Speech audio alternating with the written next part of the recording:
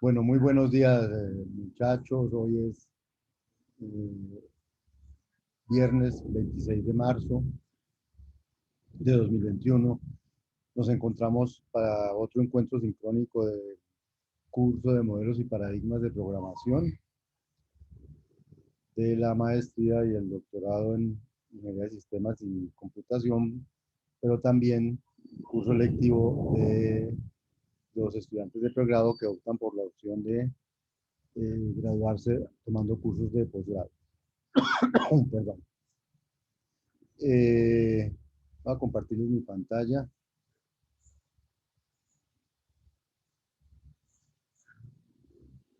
Y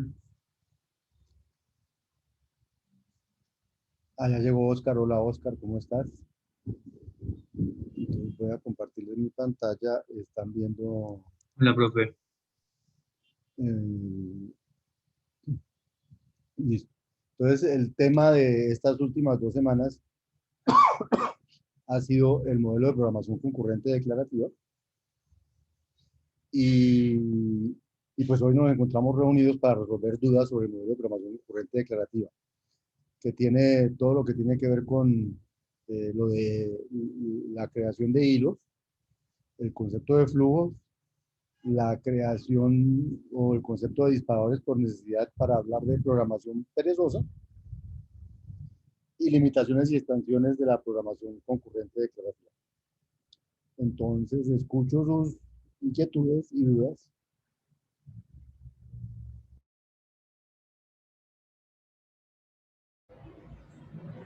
No sé quién quiere empezar por inquietudes, dudas.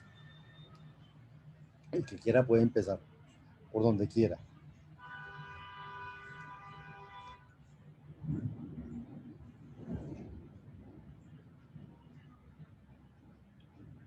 ¿Qué pasó? Todos muy callados.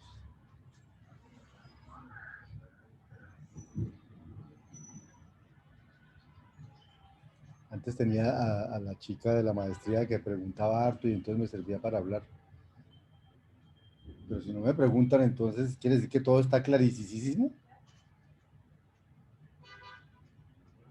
Me dificultaba, era el concepto de Sí. flujo por datos. ¿Quieres que hable del concepto de flujo o tienes una pregunta muy concreta? Uy, no, qué pena, pero sonó un rayo horroroso, un trueno. Que estamos igual. No, sí, como retomar el concepto de flujo de datos por...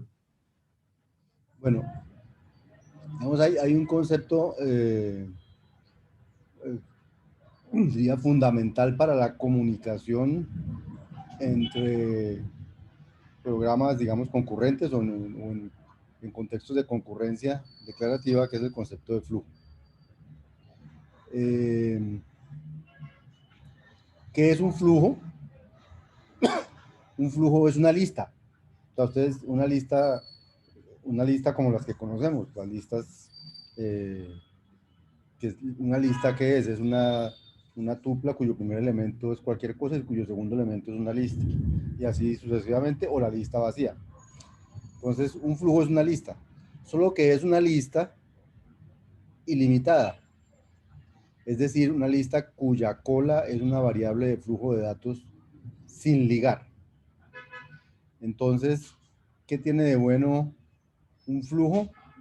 Que como la cola de esa lista está sin ligar, yo puedo todo el tiempo ligarla a un nuevo elemento con una nueva cola, de manera que por ahí pueden estar fluyendo datos sin ningún inconveniente. Entonces, enviar un mensaje por el flujo de datos es extender el flujo con un nuevo elemento. ¿Y cómo se hace eso? Pues se liga la cola que está sin ligar a una nueva pareja, que contiene el mensaje, el primer elemento, y una variable nueva no ligada al segundo elemento. Entonces, esa es como el concepto de flujo, una estructura por la cual me permiten fluir datos mientras yo no la cierre. Eh, entonces, en el video había un ejemplo que era este, que si quieren lo vemos aquí en OZ. En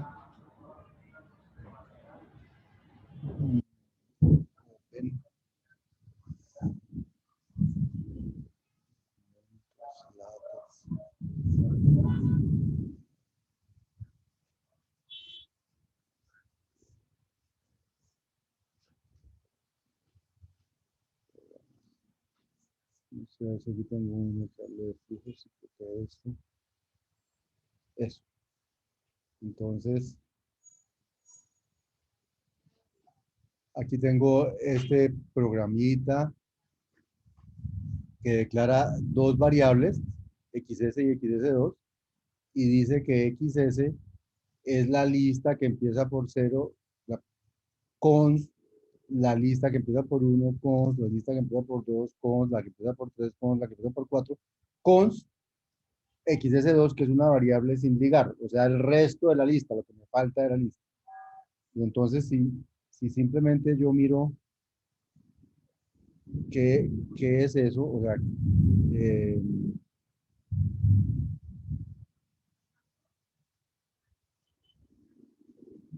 entonces él me dice que esa XS es efectivamente una estructura de datos que contiene algo que parece una lista, él no lo muestra como lista, porque como no la ha cerrado, él no sabe si eso va a ser una lista.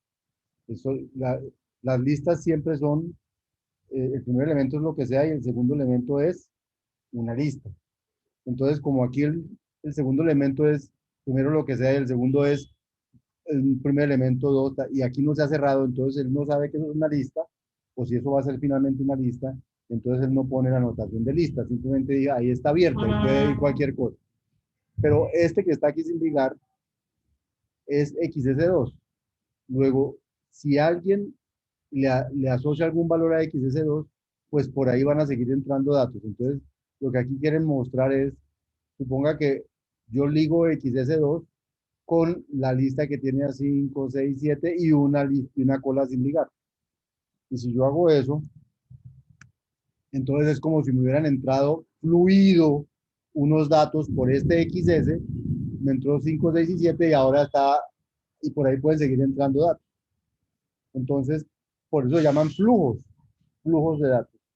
Un flujo no se cierra hasta que no lo cierra alguien, o puede que nunca se cierre.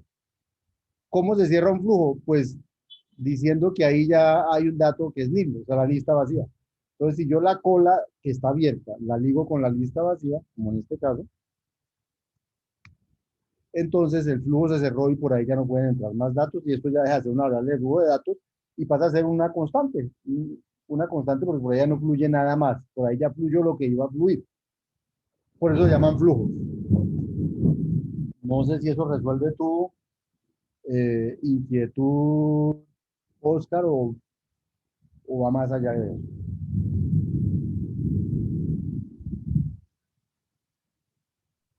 Sí, no, sí, gracias. ¿Qué más inquietudes tienes? Esa no es la única, seguro que no. Bueno, no sé si Apagaste el micrófono, Oscar. con respecto al taller se puede preguntar algo. Yo llegué, me Pero, conecté digamos, tarde. con respecto al taller hablamos cuando acabemos los temas de... Apenas acabemos hablamos del taller. Sí, sí. Ok. Entonces no sé, muchachos. Yo, Dale, Viviana. profe, yo no entendí muy bien como el concepto de transductores y canales. Bueno, entonces miremoslo. Miremoslo.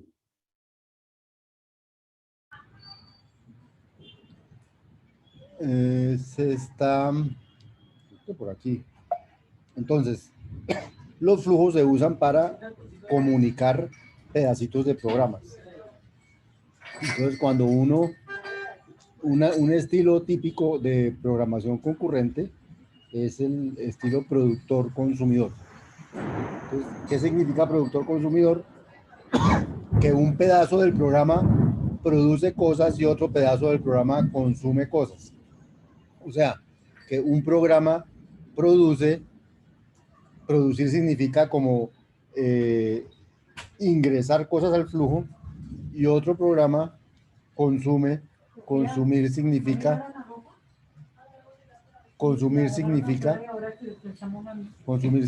leer cosas del, consumir significa leer cosas del flujo. Entonces, cuando uno crea un programa productor-consumidor, típicamente crea un hilo en el que está el productor y un hilo en el que está el consumidor. Son dos hilos, y esos dos hilos se van comunicando en la medida en que el productor produzca, en la medida en que el consumidor consuma, pues van comunicándose. Eso es producir y consumir. A veces hay, a veces hay un productor, pero hay muchos consumidores, como en este caso, que hay un productor, pero hay varios consumidores. Digamos que la diferencia con esa analogía de producir y consumir es que aquí, si alguien consume algo, no, lo que consume no se pierde, es decir, todos pueden consumir lo mismo. O sea que, a diferencia de la vida real, donde cuando uno consume, pues lo que uno se consumió, pues ya no existe, digamos, algunos se lo consumió. Aquí realmente puede haber varios consumiendo lo mismo que entra por o lo mismo que genera un productor. Ahora, entonces, estos programas se pueden conectar de manera que nos queden cosas como esta. Nos quede, por ejemplo, un productor que produce, un señor que es este, que consume, porque se consume a este, pero produce otro flujo, o sea que es a la vez consumidor y productor.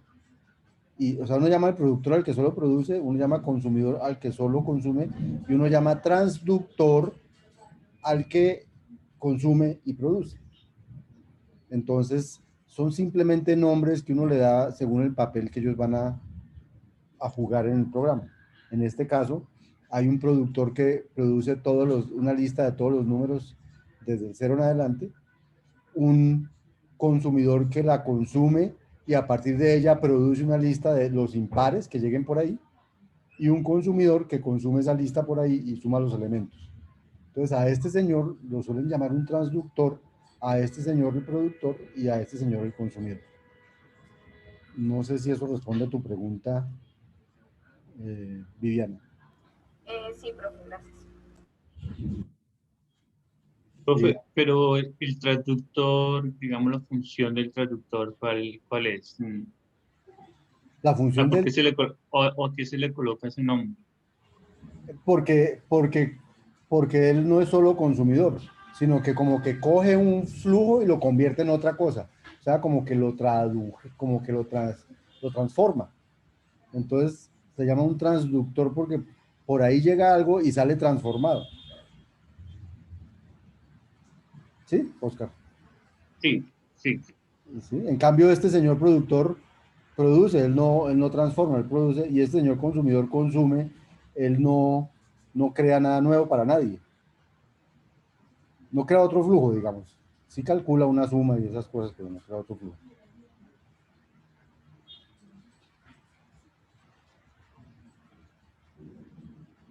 ¿Listo por ese lado?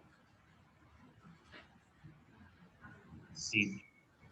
Más inquietudes, muchachos. Como les dije, el tema que estamos estudiando en este momento es variado. Están los hilos, están los flujos, está lo que llaman la programación dirigida por la demanda o la programación perezosa, que entonces para poder hacer programación perezosa se crean los disparadores. Hay muchas cosas en las que puede haber dudas, pero pues si no las hay, pues yo feliz, pero no sé, ustedes me van Y diciendo. con respecto a los disparadores, hay algo que es como una caja de disparadores, como un almacén. Sí, entonces, los disparadores, o sea, entonces, empecemos. Teníamos el modelo declarativo, el modelo concurrente declarativo, nace principalmente por un nuevo concepto que es el concepto de hilo. Y entonces, mientras que en el modelo declarativo había una sola memoria y una sola pila semántica, en el modelo concurrente declarativo sigue habiendo una sola memoria compartida, pero hay muchas pilas semánticas que pueden acceder a ella. Y ese es, digamos, desde el punto de vista de modelo, el cambio en la máquina abstracta desde el punto de vista de computación, y aparece un nuevo concepto desde el punto de vista sintáctico, que es el concepto de creación de hilos. Y es lo único nuevo, la creación de hilos. De resto, la programación concurrente declarativa utiliza las mismas declaraciones que utilizaba la programación declarativa. Lo único nuevo es que ahora yo puedo poner todo lo que yo haga en un hilo. ¿Sí? ¿Y qué es un hilo? Entonces, un hilo lo que hace es es como un nuevo pila semántica, un nuevo espacio de computación que está ligado, eso sí, todos a la misma memoria declarativa. Entonces, son como diferentes programas que se comunican vía esta memoria declarativa. Entonces, algunos escriben en la memoria, otros leen de la memoria, y por esa lectura y escritura es que ellos se pueden comunicar y fluyen los datos. Como la memoria es declarativa, si alguien escribió aquí W igual átomo ya no lo puede cambiar, entonces no existe el problema de que el uno lea una cosa y después el otro cuando va a leer allá, ahora haya una cosa diferente. Es imposible porque la memoria es declarativa y los valores que se ponen allí no se pueden cambiar. Entonces, digamos que eso es lo esencial de la concurrencia declarativa, que puedo tener hilos para que las cosas se comuniquen. Entonces, algo que sucedía en el modelo declarativo sin concurrencia, que era la suspensión de un if o la suspensión de un case o la suspensión de una invocación a un procedimiento, inmediatamente paraba el programa y no se podía hacer nada más. Pues en lo concurrente declarativo, esas suspensiones lo que hacen es suspender un hilo y esperar que haya otro que resuelva el problema por el cual yo estoy suspendido y yo pueda continuar. Entonces, por eso se llama de concurrencia declarativa. Cuando, bueno, ahí hay todos los desarrollos de productor consumidor, etcétera, para programar. Pero a alguien se le ocurrió que uno podía usar la concurrencia para modelar estructuras de datos infinitas. Es decir, para poder trabajar con listas infinitas, cosa que yo no podría hacer. Si yo creara una lista infinita, pues creándola se llenaría de memoria y nunca acabaría. Entonces, la idea del que se le ocurrió lo de la demanda es lograr que haya, que no se calcule lo que no se necesita. Entonces, solo cuando alguien necesita un valor, ese valor se calcula, si no, pues no se calcula. Esa es la idea de la pereza o de la concurrencia por demanda. Entonces, a alguien se le ocurrió que uno podía invocar un procedimiento, pero que él se estuviera detenido o suspendido hasta tanto alguien no necesitara el valor que él va a cambiar o que él va a generar. Y a eso es a lo que llamaron la pereza.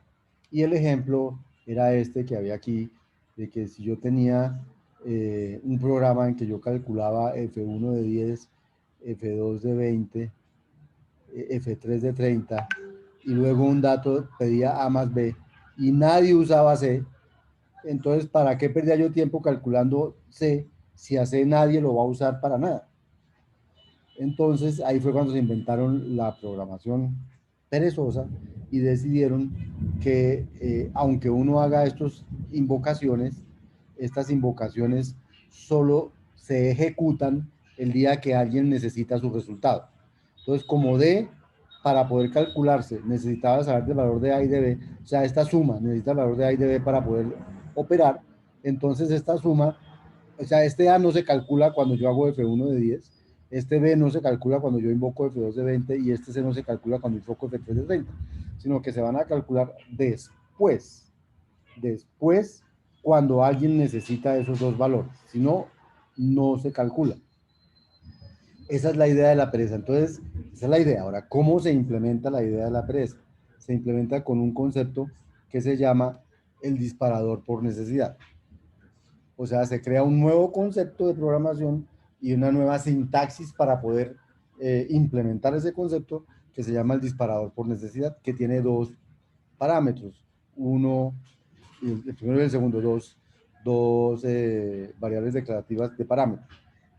¿Cuál es la semántica de un disparador? Entonces, la semántica del disparador es que cuando yo invoco by need, aquí viene típicamente un procedimiento de un parámetro y aquí viene una variable sin ligar. Entonces, lo que hace un by need PDY es como si uno estuviera creando un hilo, por eso es información concurrente, se crea un hilo para ejecutar PDY. Solo que ese hilo se planifica de manera diferente a las invocaciones típicas de los hilos. ¿Por qué se planifica diferente? Porque como fue creado por un by need, entonces este hilo solo se ejecuta cuando alguien necesite el valor que él produce, si no, no se ejecuta. O sea, decir by need PDY o decir thread PDY end es semánticamente equivalente, salvo que eh, eh, el momento en que se invocan realmente es diferente. El momento cuando el procedimiento se ejecuta es diferente. Cuando yo creo un hilo diciendo PDY en, ese hilo se va a ejecutar siempre. El día que le den la mano y le digan, le tocó ejecutarse. En cambio, cuando yo creo un hilo con by need, ese hilo solo se ejecutará si alguien necesita el valor de Y. Si no necesita el valor de Y, no se va a ejecutar. Esa es la idea. Entonces, por ejemplo, aquí dicen, esta variable Y está ligada a este procedimiento. ¿Sí? O sea, lo que hace es coger este procedimiento e invocarlo con Y. Pero cuando uno haga browse de Y, va a aparecer que no está calculado. Si quieren, lo vemos un segundo aquí. También lo debo tener aquí. Abrir.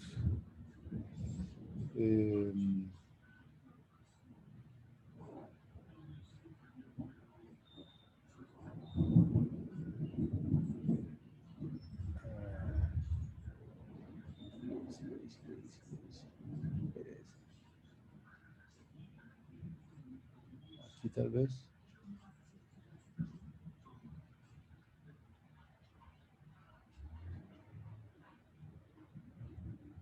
Aquí no está. Entonces estará aquí, no sé.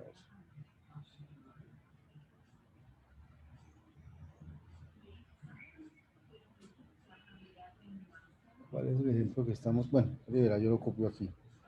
No me demoro. Esto. Aquí abajo. Listo. Entonces aquí está lo que estaba allí. Dice,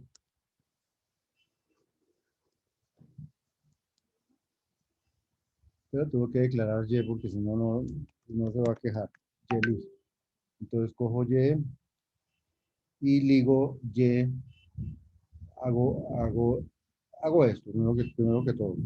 Voy a traer el browser que estaba por aquí. Primero ligo Y, control punto, control R. Entonces ahí ya corrí el procedimiento y quedó Y ligada a eso. Y si yo le digo, muéstreme qué es Y, entonces él dice Y no está ligada a nada. Sin embargo, este procedimiento coge su parámetro, que es Y lo liga a 111 por 111. O sea que realmente a Y no no le han calculado su valor. ¿Por qué no? Porque Y está invocado en un hilo en el cual solo se ejecuta si alguien necesita Y, si no, no lo necesita. Y hacer browse de Y no es necesitar a Y. Mucho browse no es un procedimiento que necesite a Y. Pero, por ejemplo, hacer algo con Y, hacer una operación con Y como sumarlo, eso sí lo necesito. Entonces, por ejemplo, si yo le digo no browse de Y, sino browse, por decir algo, Y más Y, Entonces, esta operación de más hace que se necesite a Y. Entonces, esa operación obliga a que se calcule Y. Vamos a ver aquí arriba cuánto es. Y luego, pues, devolverá lo que da Y más Y. Lo voy a correr. Entonces, hizo que se calculara Y, o sea, 111 por 111. Y luego sí devolvió lo que tenía que devolver este browse, que era 24.642. ¿Qué pasó aquí? Se volvió blanco esto, no sé por qué se volvió blanco. ¿Sí? Entonces, eso es lo que hace no sé qué pasó aquí, se me volvió blanco esto, bueno, no importa.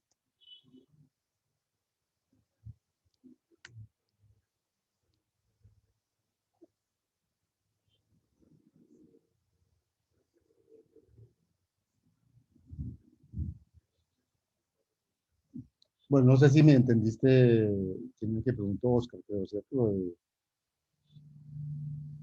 Sí, sí, sí, sí, claro. entonces, Claro.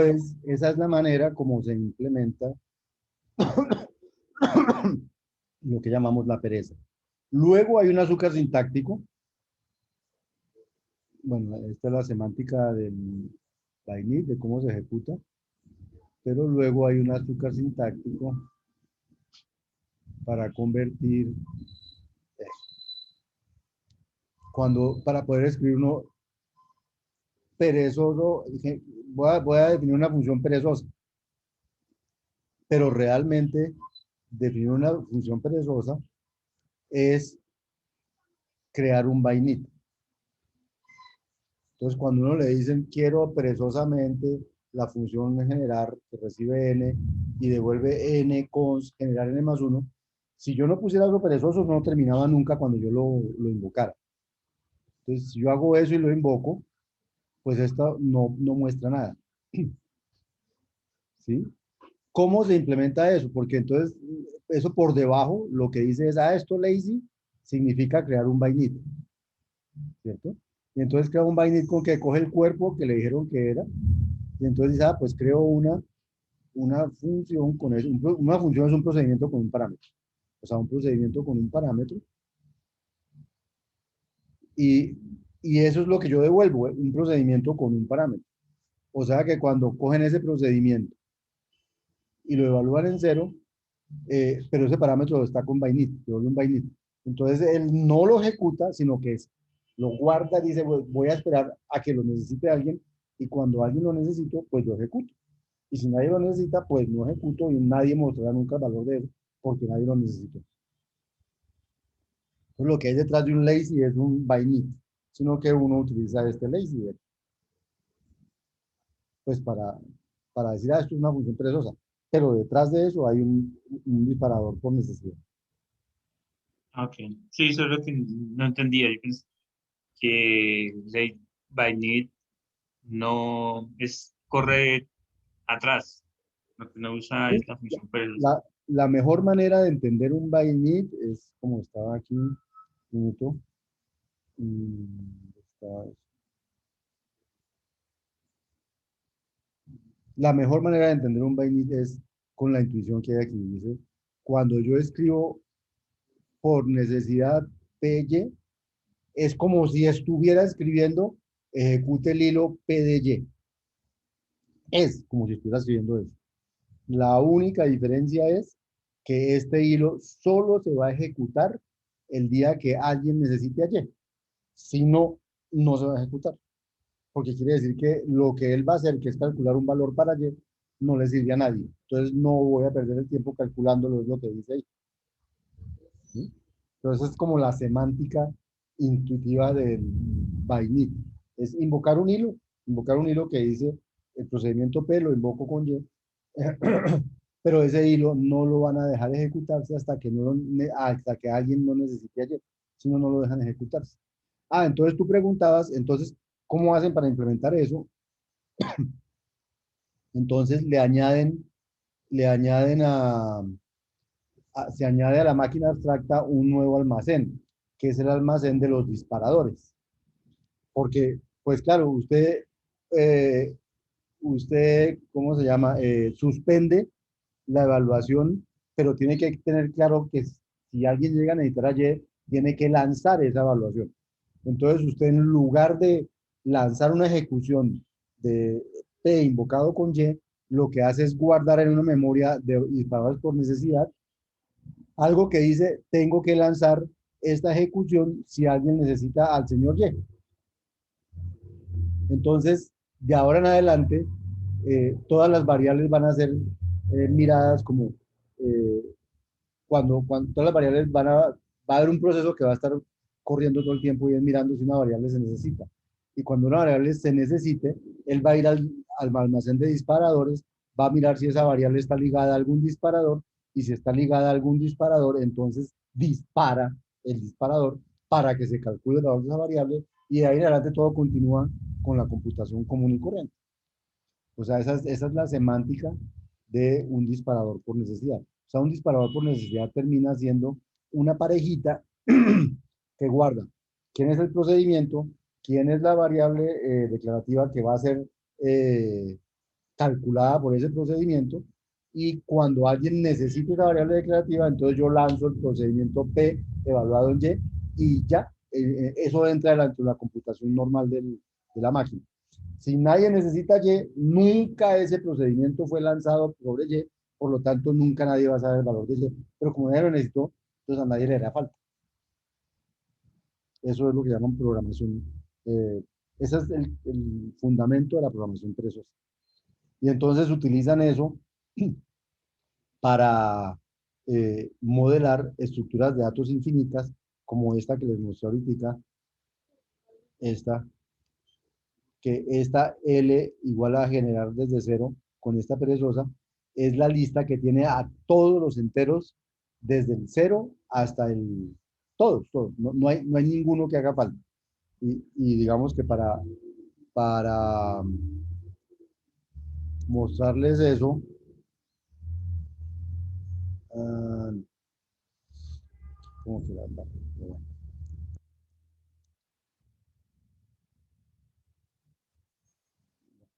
bueno, ¿qué tengo yo allí? Bueno. Mm,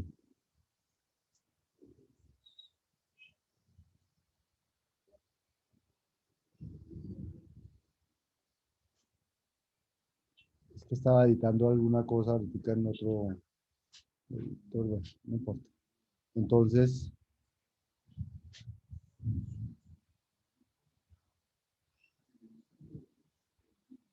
mm, documentos.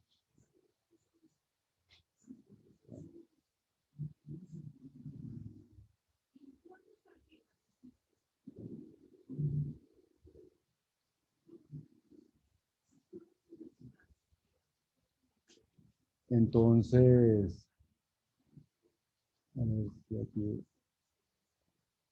de nuevo, voy a copiar aquí este.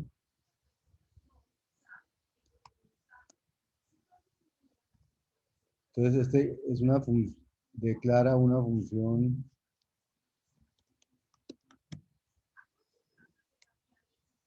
perezosa que se llama generar.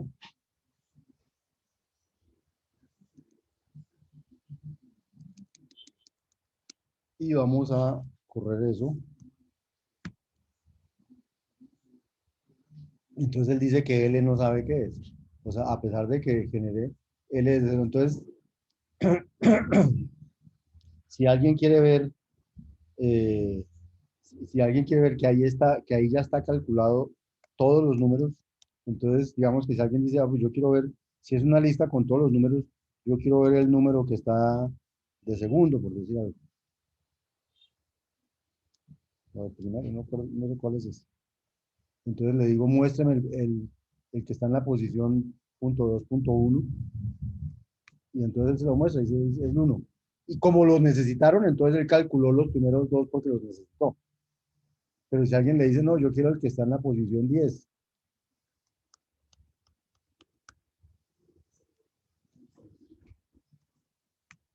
entonces le hago, entonces mira, tin, tin, tin, tin, y ahí lo muestro. O sea, ahí están. no tengo que no tengo que crear, en esa lista están todos los enteros. Lo único es que solamente a medida que los voy necesitando, él los va calculando. Si no los necesitan, pues no los calcula. Eso es lo que, y con eso es que se, ¿cómo se llama? Se implementa la pereza.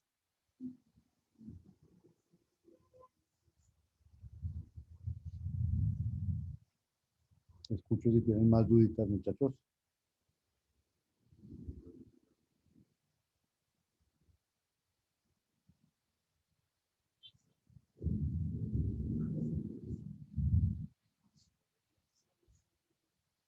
¿No más dudas, muchachos? Sí. Dale, Oscar.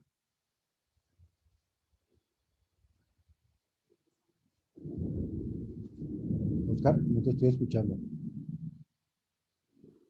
¿Escuchan? Ahora sí, ahora sí.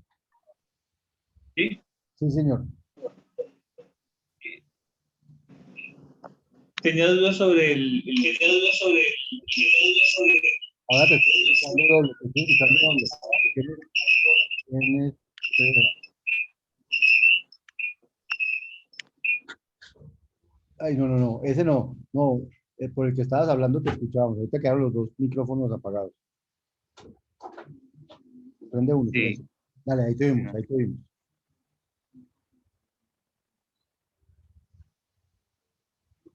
De pronto me podía explicar por qué no se puede modelar el proceso cliente-servidor con concurrencia declarativa. No, Pero bueno, esto tiene que ver con el taller, ¿sí o no? Sí, ya voy para allá, ya voy. Eh, ¿Dónde? Eso está aquí en las limitaciones, ¿cierto? Sí, profe, son las limitaciones.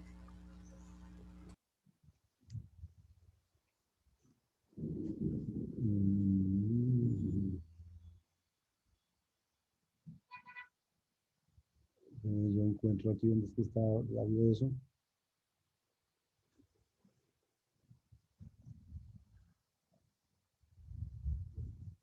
Eso. Entonces, ¿cómo funciona un procedimiento cliente-servidor? Punto cliente servidor es que no tengo un servidor, a ese servidor un cliente le puede hacer peticiones y le responde. Entonces, el servidor típicamente tiene estamos en programación declarativa, luego las variables son declarativas, entonces para comunicarse con él tendríamos que hacerlo a través de un flujo donde él va leyendo lo que le piden y entonces él va respondiendo, que son como las órdenes de servicio. Pero supongamos que hay dos clientes independientes, o sea, dos clientes que no están comunicados entre ellos ni están sincronizados entre ellos para preguntarle al servidor y cada uno quiere preguntarle algo, al servidor. Pues típicamente, el primero que pregunte debería ser el primero que le responde el servidor. Entonces, si el servidor, si estamos los dos y el uno le lanza al servidor una pregunta, ¿cuánto es 3 más 3?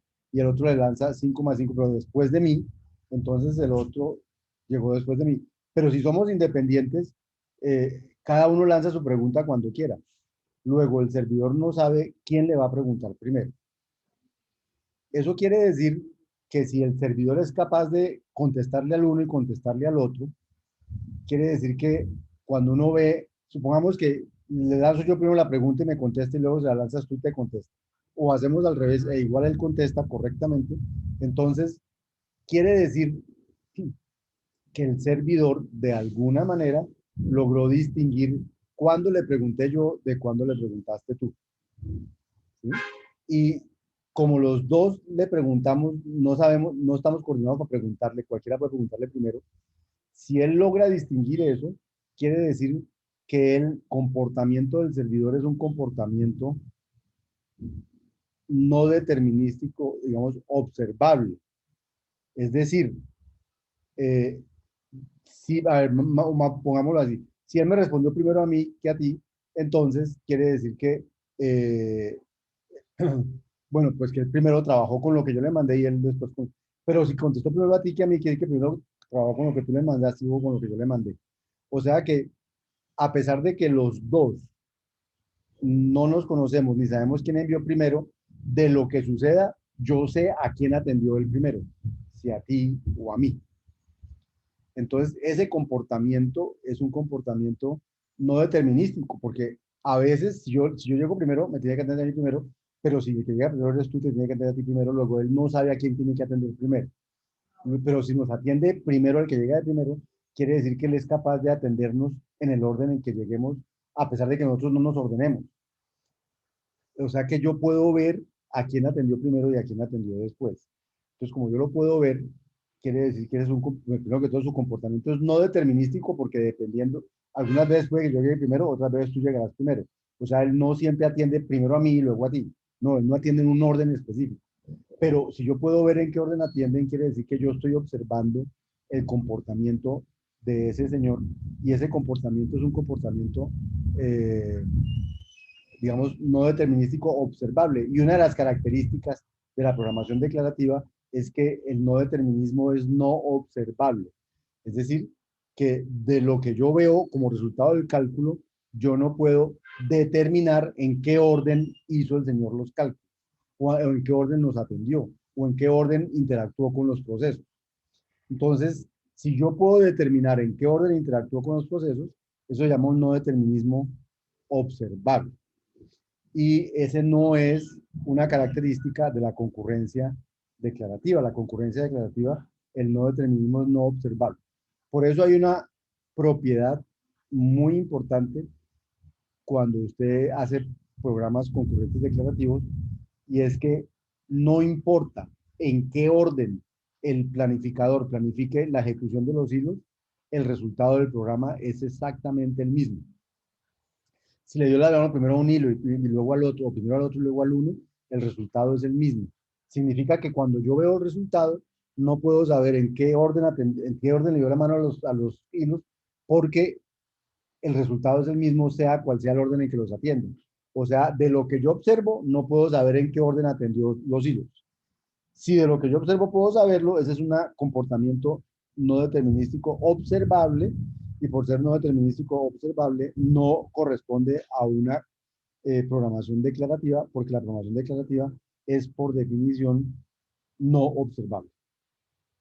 Entonces, digamos que la intuición que hay detrás de por qué un cliente servidor no se puede implementar bien en la concurrencia declarativa, tiene que ver porque no puedo implementar comportamientos no determinísticos observables. Entonces, esa es, digamos, la razón, esa es la limitación principal de la programación declarativa. No puedo implementar comportamientos no determinísticos observables y hay muchas cosas en la vida, como el cliente servidor, donde lo que yo deseo es implementar un comportamiento no determinístico observable. No sé si me expliqué o si los confundí.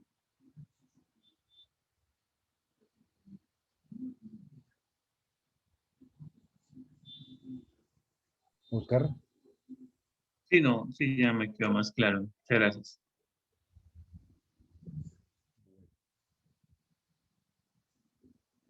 ¿quieren que hablemos del taller o tienen más preguntas sobre los temas, digamos, los temas de concurrencia declarativa? Si tienen más preguntas, háganlo, yo no tengo afán.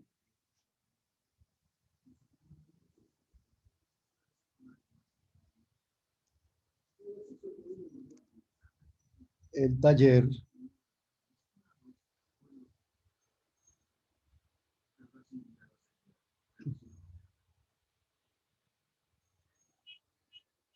es este. No sé qué preguntas tienen sobre el taller.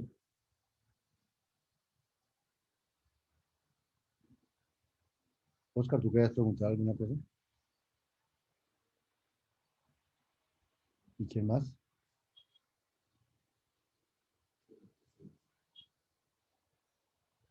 No, se acabaron las preguntas. Pregunten tranquilos, muchachos.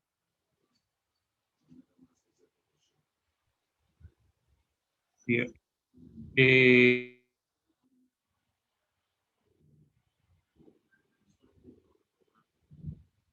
No te escuché, Oscar.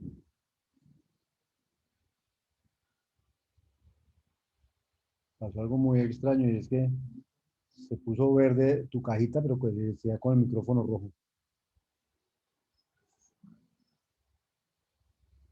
Oscar, Ahí, ahí sí, ¿no? ¿por dónde me estás hablando tú? Ah, es que tienes otro. Ah, ya hay otro Oscar Garzón aquí abajo, ya vi. Dale, pregunta. Sí, es que tengo problemas de conexión. Dale, Entonces, dale, dale. Dale. yo, yo estaba preguntando lo de los de filtros, porque para el punto 3 el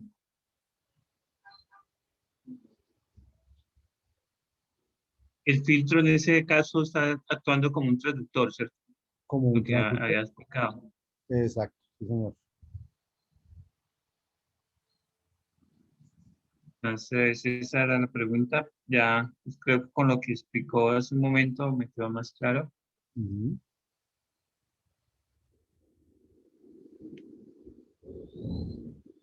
Más inquietudes, muchachos.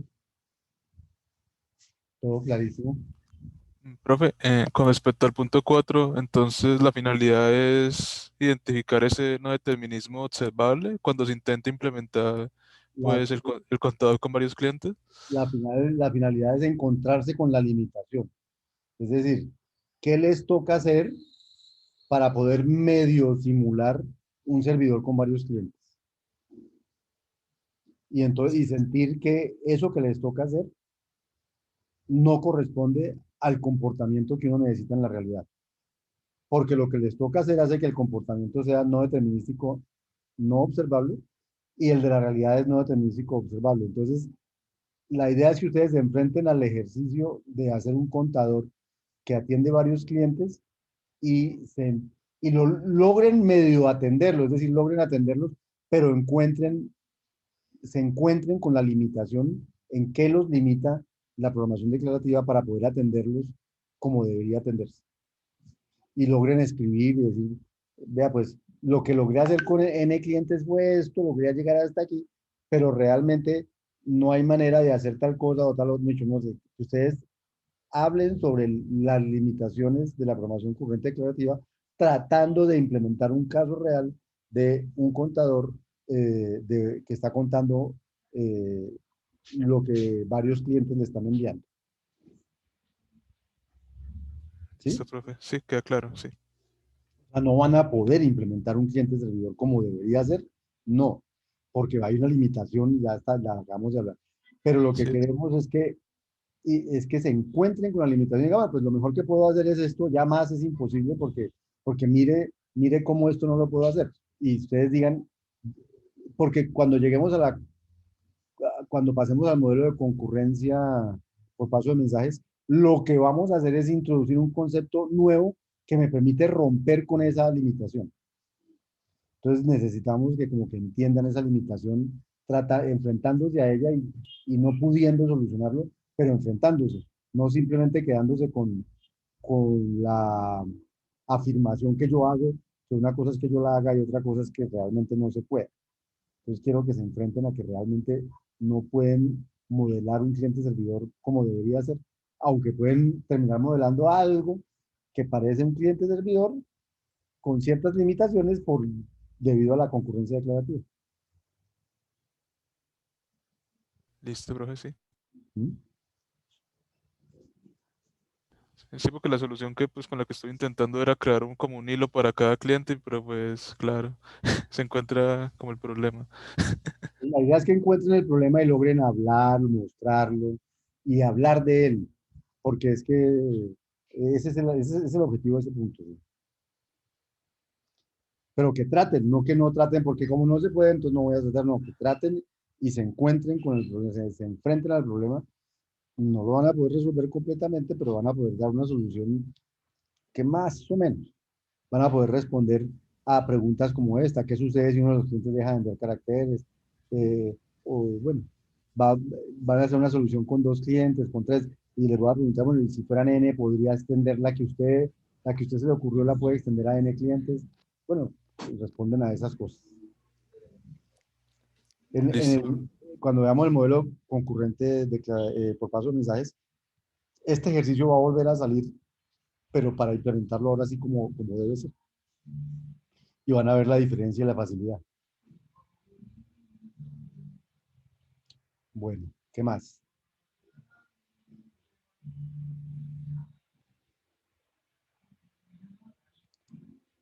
¿Vamos para el quiz entonces?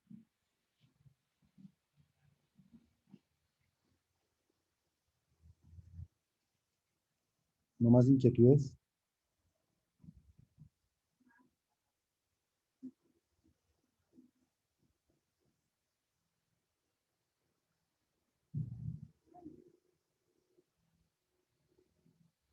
Bueno, muchachos, si no hay más inquietudes, entonces dejamos de grabar.